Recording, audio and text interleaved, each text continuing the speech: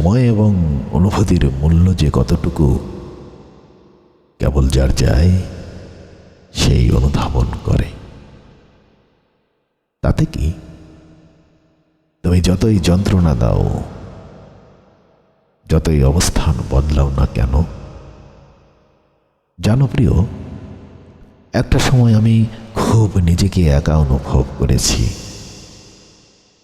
কিন্তু এখন আর তা করি না। কারণ তুমি যে এখনো আমার হৃদয় গহনে ঘুমাও।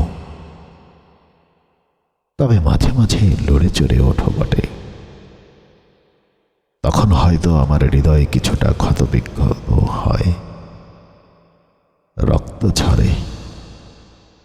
তবুও সেই ক্ষতের ব্যথায় আমি নিজেকে সামলিয়ে নেই বলেই সেখানেই তোমাকে রাখি, সেখানেই তুমি থাকো।